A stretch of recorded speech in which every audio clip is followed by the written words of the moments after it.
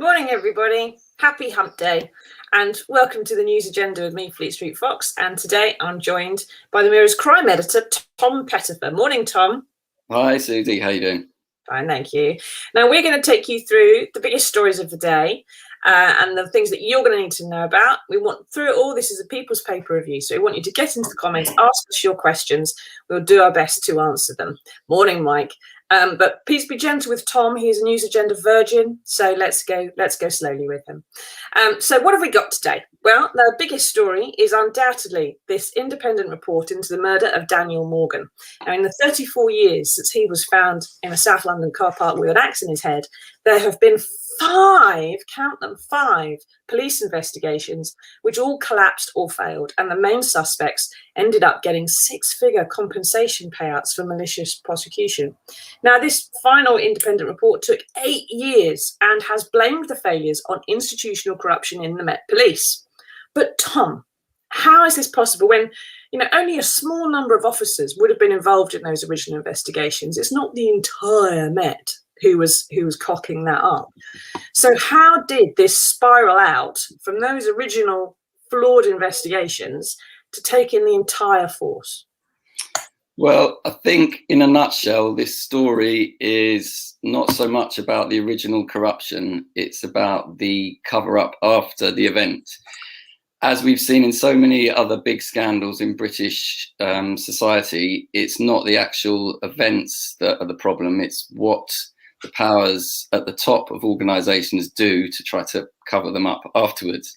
So in this case, we have a family who have battled for justice for 34 years after their beloved Daniel Morgan was murdered to get justice. And we've seen this time and time again with the Hillsborough scandal and with the Stephen Lawrence case. What we have is a big organisation, the Met Police, who are desperate to protect their the way they're seen by the rest of society. And by doing that, protecting their reputation, they are refusing to be honest, according to this very big, deep report about what's gone on before. So, yes, that's the main problem. Is there were very few corrupt officers in the Met. Well, there were more in the Met in the 80s when this happened. There were corrupt officers around this whole murder. But what we have is an institutional problem where we've got the powers at the top of the organisation just trying to protect it. Yeah, I think it probably got a similar thing as well, the Nuclear Test Veterans campaign, which the Mirror has been running since the mid-80s, about the same time that Daniel died, actually, since the mid-80s, when you've got the Ministry of Defence that can't consider whether it's ever done anything wrong. And now you've got the Metropolitan Police here that can't grasp the fact that perhaps it's at fault. Stephen says, well said. Now, what's going to be done about some of this stuff, though? They've found this out. All right, in the days of Gene Hunt, things were done a little bit more seat of the pants, and there were wrong-uns, and they got away with more stuff.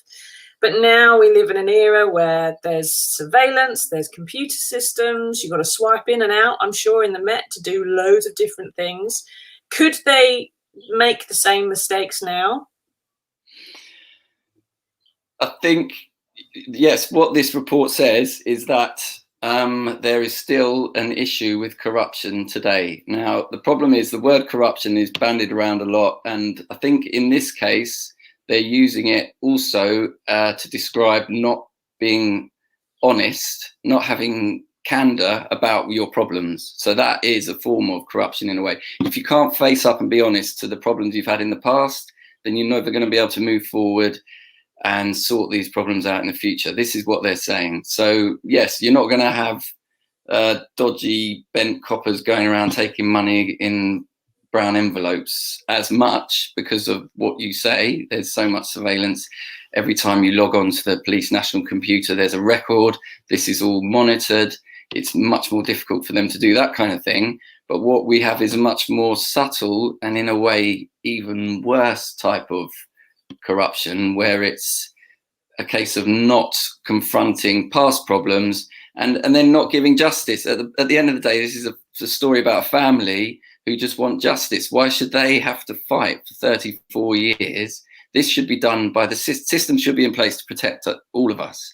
So yeah, luckily, it was a fairly simple crime, wasn't it? As a man found with an axe in his head, he didn't trip and fall on it. Someone's done that. There was a very quick inquest verdict of unlawful killing within a month.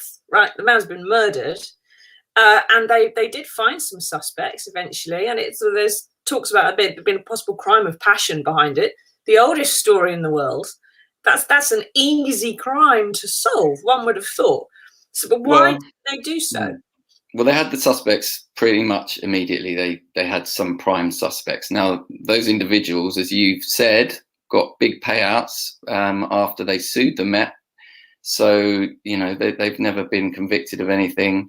But what we see is just a complete failure at the very start of the investigation just to do the basics. So the panel said yesterday the most shocking thing they saw was that this crime scene was not secured or examined. It was just an officer went and had a look, he said, at the place and said, But we know that there potentially was corruption on that first investigation. It's been said that there were that first investigation was tainted by corruption.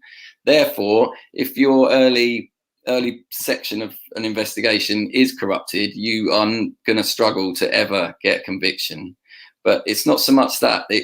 Obviously, the family want to know who did it and they want to see them go to jail, but they also want the actual organization just to tell them how was it corrupt, what was the problem. And what this report finds is that not only did the Met let the family down, but also the police watchdog that was supposed to investigate the failings for the family, they also actually covered it up, more or less. They knew there were mistakes and they just told the family actually it was all fine, it was a good investigation.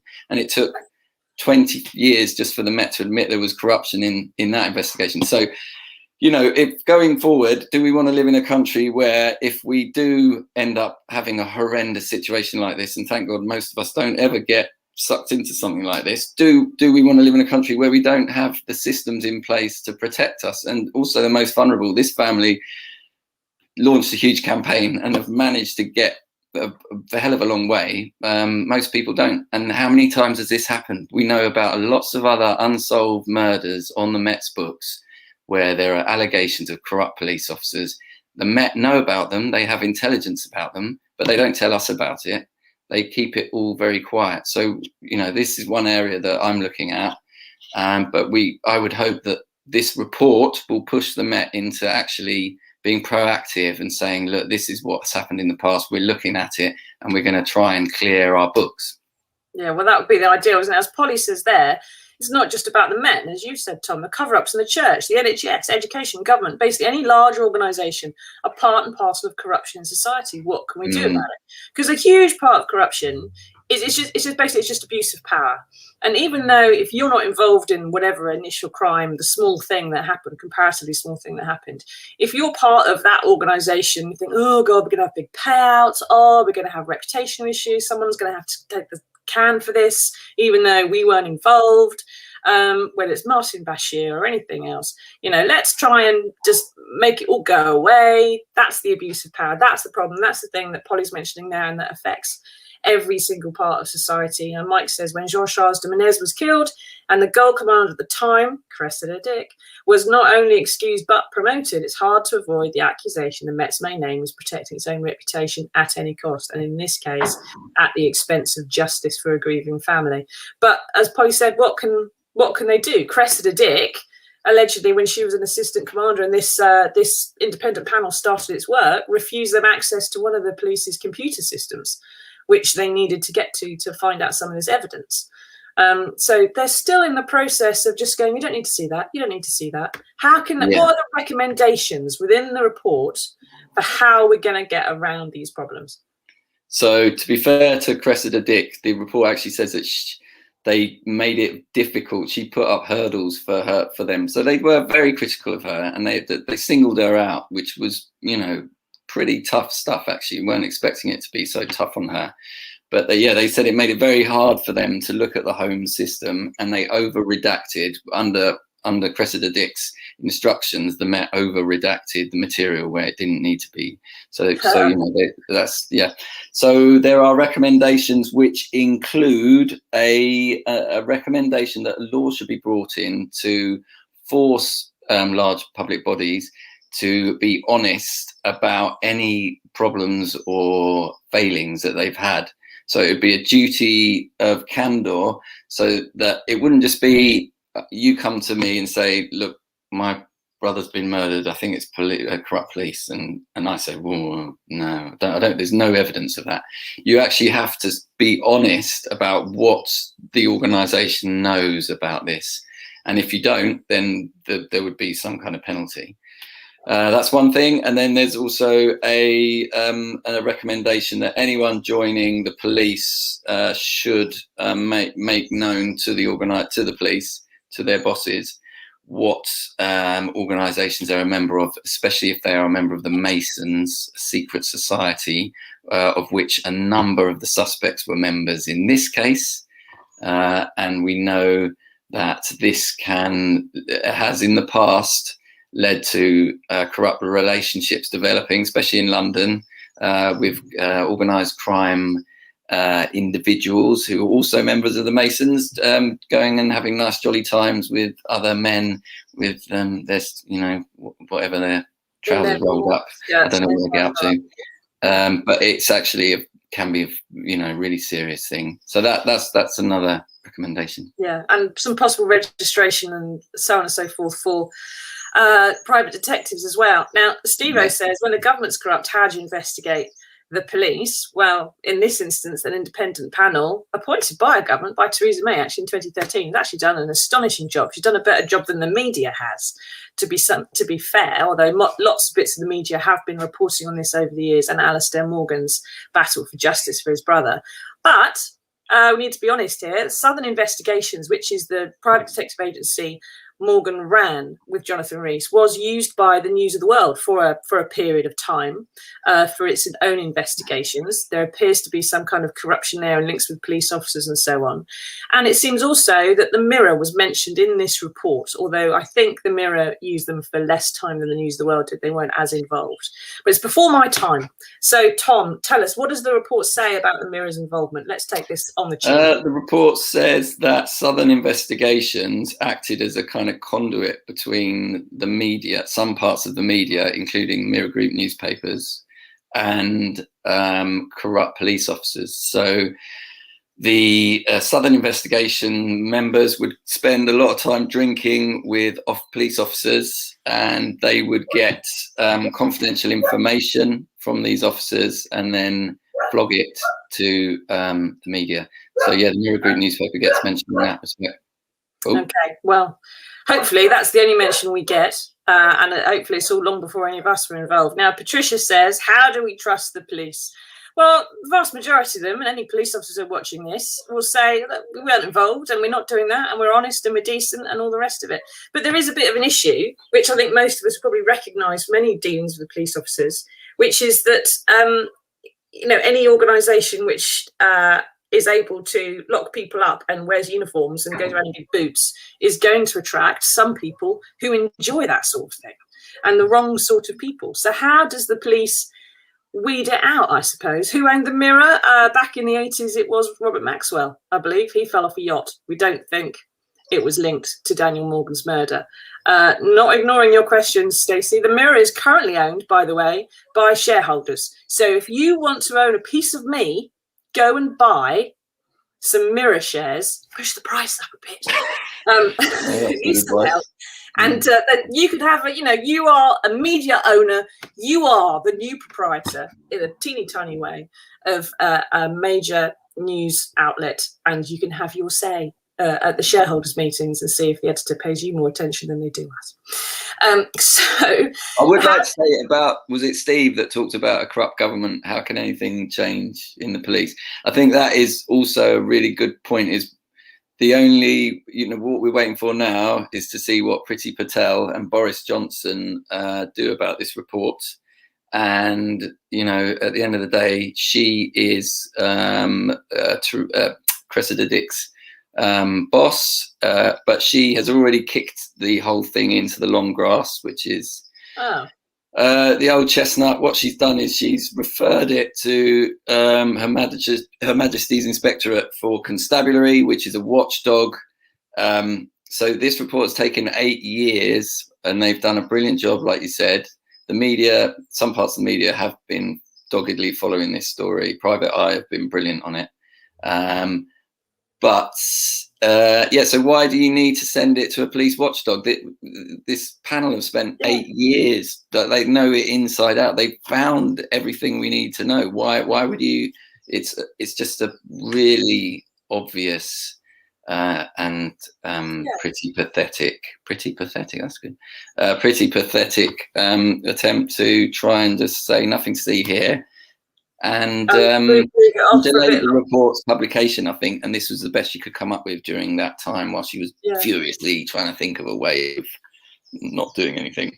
Yeah, it's strange that she doesn't really like Cressida Dick. They've had some run-ins before. You'd have thought she'd be quite happy to have a bit of a go at her, but there we are. Now keep asking us your questions, everybody. Do you have any experience of corruption within the Metropolitan Police? How do you think our institutions can be more transparent, whether it's the Ministry of Defence or the government or Mirror Group newspapers or anybody else, which doesn't exist anymore? So Reach PLC or anyone at the stock market, anything, I don't care.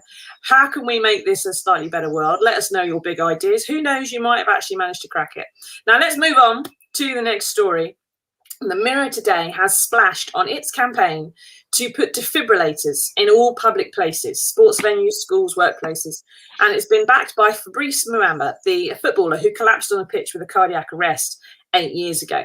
Now, his heart stopped, if you remember, for 78 minutes, and he needed 26 shocks from the on-pitch defibrillator to restart, and he's now fit and well. He's working as a coach. Christian Eriksen, who collapsed on the pitch at the weekend, needed just one shot to bring him back, but they were both lucky because they had defibrillators on standby and they had a team of medics around them.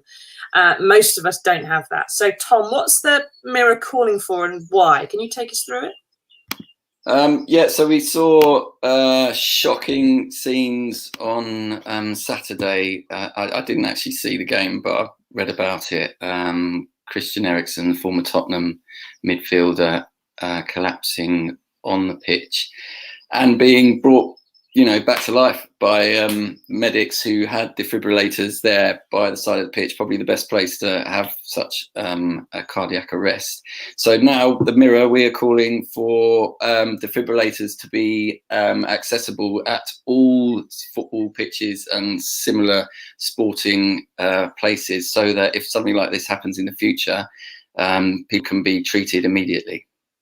Yeah, which would be handy, wouldn't it? Now, my village out in the middle of nowhere has got a defibrillator. It's in a phone box in the middle of the village, which is, it's a 10-minute run from wherever you happen to be. If you're having a cardiac arrest, someone's got to get there somehow before you can possibly get the defibrillator. And there are 30,000, the report that says there's 30,000 these kind of cardiac arrests in the UK every year. 80% of them happen in the home, and only 8% of us survive. So although it's great to have them in school playgrounds and public places and all the rest of it, and people can access it, if you live near the defibrillator in the village, you can dash across the road to the phone box, get it off the wall, follow the instructions on the screen. You don't have to be medically trained. Bang, press the button, someone's back to life. Hooray. But surely there's also, I would have thought as well, that there should be some kind of call for first aid training for every school kid. Every employee in every office not we have offices now, but every place in the country where we know how to. The first aid lessons that I've been through in my life, I think the Mirror put me on a first aid course at some point when they were maybe going to send us off to war some stage a long time ago, and I think I had some in the Girl Guides before I got thrown out for swearing. So that's it. No one actually taught me any first aid properly as part of being a human being, which you'd have thought we should be doing, shouldn't we? Tom, do you know first aid? What would you do if someone had a cardiac arrest in front of you? You've got a defibrillator. No, I was saying this actually to my son after Christian Eriksen collapsed, that I want them all to do, both of them, my sons, to do first aid. So the same with you. I had never done first aid until the Mirror made me go on a course with a load of former soldiers who terrified the life out of me. Yeah, they take you hostage, don't they? It's fantastically fun. Yeah, they put a sack on my head. It's all a bit much, really. But the best thing about that course was not all of that terrifying stuff wasn't good, but the first aid. I agree absolutely. It's just such a fairly simple thing to learn, and it just gives you that basic confidence. So also, if somebody does collapse, you just have an idea about, you know, the simple things like putting them in a recovery position, checking that their tongue's not blocking their breathing, and potentially giving them, you know, the old heart pumps, and that's what it's called. Chest compressions. Chest compressions, heart pumps. Yeah, so I am fully with you on that one, because it's just a simple thing, and we can all have it. And an old lady I found on the floor collapsed when I was out shopping, and I just put her in the recovery position. And you know, it's just it gives you a way, it gives you something to do in a crisis if you ever were caught up in something worse. You know, I think it might help you just think a bit more straight as well, rather than just panicking and running about like a headless chicken. Exactly. Yeah. Mike says there, the defibrillators actually speak to you as well to tell you how to use them. They've got instructions on a screen, and they say it out loud, so anybody can use them. You don't need to be medically trained. The British Heart Foundation wants these in every public place in the UK. I imagine part of the issue is who's going to pay for them, because that's going to cost some many millions of pounds. But I think that'll be something which would actually save hospitals and the NHS many millions of pounds in the long run anyway. So why doesn't the government do it, frankly? And while we're on the topic of first aid, as an epileptic, I would like to reiterate now, as I have whenever I get the opportunity, if someone has a seizure in front of you, anyone who's watching this, do not put anything in their mouth. They cannot swallow their tongue. It's not possible. Try to swallow your tongue. I dare you. You can't. All you need to do, if someone's having a seizure, is put something under their head. All right, just so they cushion it when they're shaking their head about, so they don't get a head injury. Make sure there's nothing around their head. If you want to be nice to them, put a coat or something over their waist, because they're probably going to wet themselves, and they're not going to like waking up with all the people around them seeing that. So be nice to them. But if it happens more than 5 minutes, call an ambulance. Otherwise, just let them ride it out. They'll be absolutely fine. Now, we do have some good news today, which I want to go on to, and here it is.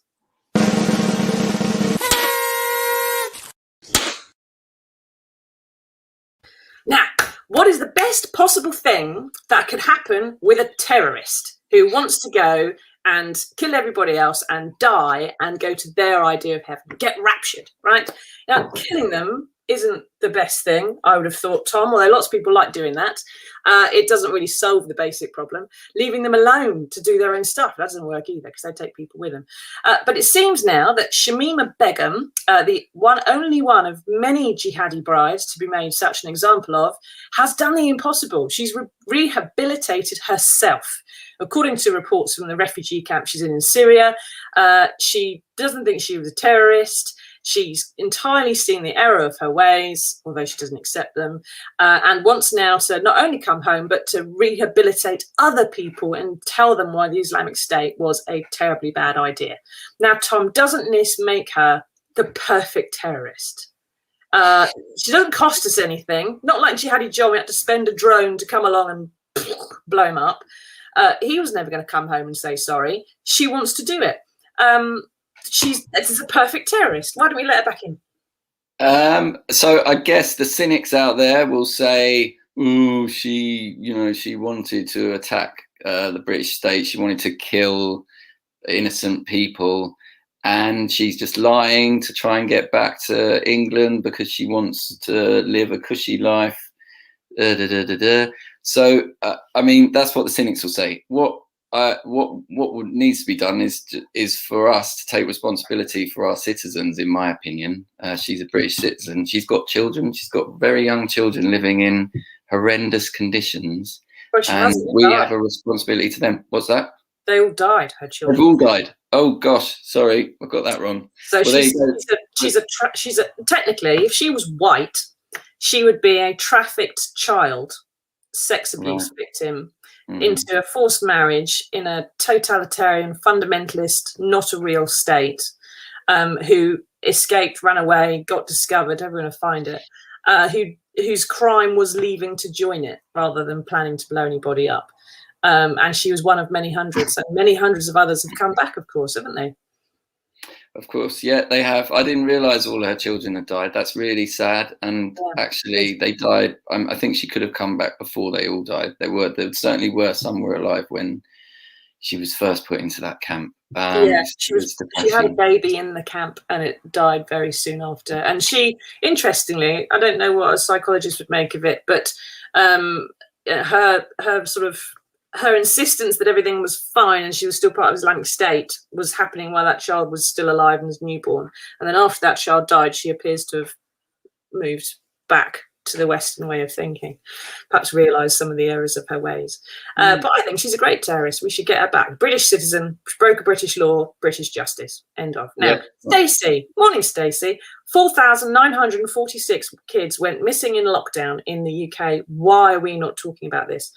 I'm not entirely sure they all ran away, went missing, were kidnapped, Stacey. I think perhaps they didn't turn up at school for a bit. Tom, have you heard anything on the crime network? Well, I just know that there's an issue with children going missing, and this is a huge issue that isn't just something that happened during lockdown. I know that we're losing children to county lines drug dealing gangs, and we are losing children in care who disappear regularly, and then when they continue to vanish, it's much harder to find them. And I think there are allegations that the police and social services aren't doing enough for some of our most vulnerable children who go missing, and they're just getting lost in the system. So I think there is a huge issue around missing children, and it's a difficult one to deal with. But I think, you know, that we need more resources to help look after them and monitor them, and not just let them drop out of schools, which seems to be what happens a lot these days. Schools don't want to take responsibility for kids that are going to drag their results down.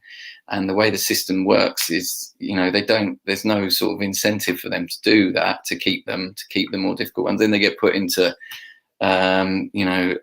special schools where they then all vanish. So I don't know. I just think there's a huge problem with missing children, definitely. Yeah, most teachers don't want to expel pupils, but it would seem that a lot of head teachers do end up doing exactly that. And then, like you say, they're on a downward spiral. And I do remember hearing a few days ago, actually, when Kent County Council said they were going to sue the Home Secretary over child migrants who Kent is having to rehome because they aren't being dispersed through the country.